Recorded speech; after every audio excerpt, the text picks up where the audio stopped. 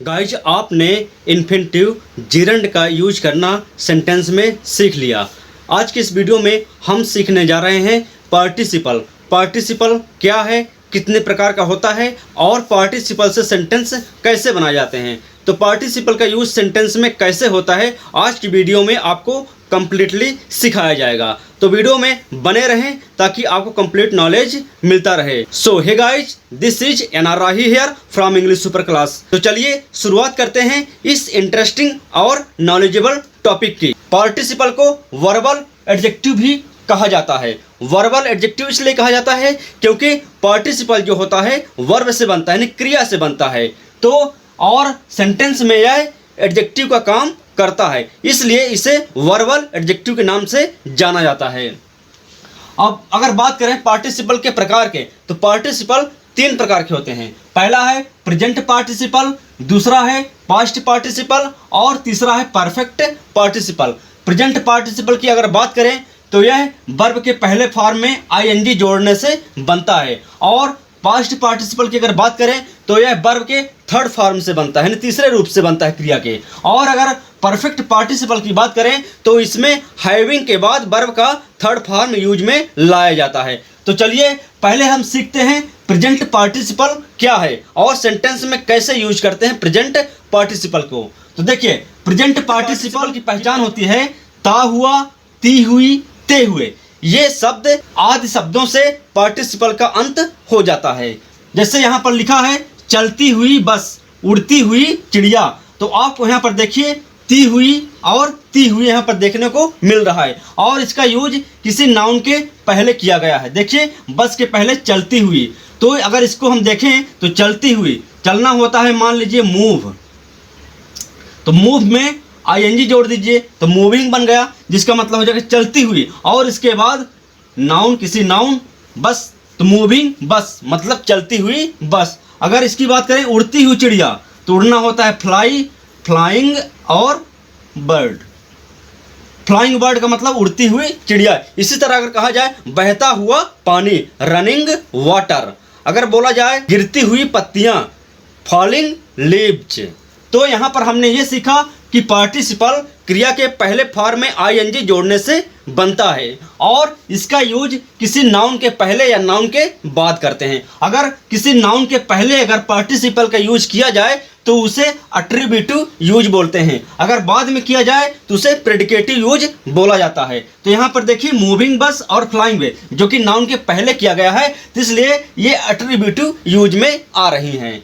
तो चलिए अब इनका यूज हम, तो आपके सामने दो सेंटेंस लिखे हुए हैं। अब दोनों ही सेंटेंस में मैंने क्या किया है कि एक सेंटेंस में नाउन के पहले पार्टिसिपल का यूज किया है और एक सेंटेंस में नाउन के बाद पार्टिसिपल का यूज किया गया है, और दोनों का अर्थ लगभग एक ही होता है। जैसे इसको हम ट्रांसलेट कर लेते हैं पहले, तो समझ में ज़्यादा आएगा। जैसे मैंने आसमान में एक उड़ती हुई चिड़िया देखी। अब देखिए यहाँ पर ती हुई आ रहा है जो कि प्रेजेंट पार्टिसिपल है, और इसके बाद नाउन आ रहा है चिड़िया। तो देखिए पास्ट इंडेफिनिट टेंस में लिखा हुआ है सेंटेंस, तो मैंने का मतलब आई, देखना सी होता है और सेकंड फॉर्म में सा, क्योंकि पास्ट इंडेफिनिट टेंस में सेकंड फॉर्म लगता है।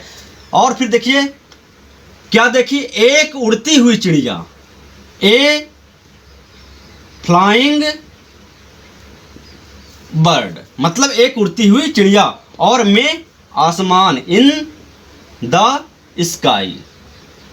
तो ये देखिए I saw a flying bird in the sky. अब इस सेंटेंस में देखिए बर्ड के पहले पार्टिसिपल का यूज किया गया है, ये एट्रीब्यूटिव यूज है क्योंकि ये नाउन के पहले यूज में लाया गया है। अब दूसरे सेंटेंस में देखिए मैंने आसमान में एक चिड़िया उड़ती हुई देखी। अब देखिए इसमें चिड़िया उड़ती हुई के बाद था और इसमें चिड़िया उड़ती हुई के पहले है, और ये प्रेडिकेटिव यूज में है। देखिए मैंने कहा आई सा, आई सा क्या देखी, एक चिड़िया, आ bird, I saw a bird, और बर्ड क्या कर रही थी, फ्लाइंग कर रही थी। तो यहाँ उड़ती हुई मतलब flying, flying, I saw a bird flying आसमान में, इन द स्काई। ये देखिए I saw a bird flying in the sky, मैंने आसमान में एक चिड़िया उड़ती हुई देखी। अब यहाँ पर देखिए जो ये पार्टिसिपल है ये नाउन के बाद यूज में लाया गया है। तो तो और दोनों का अर्थ लगभग सेम होता है, केवल डिफरेंट होता है तो यूज में।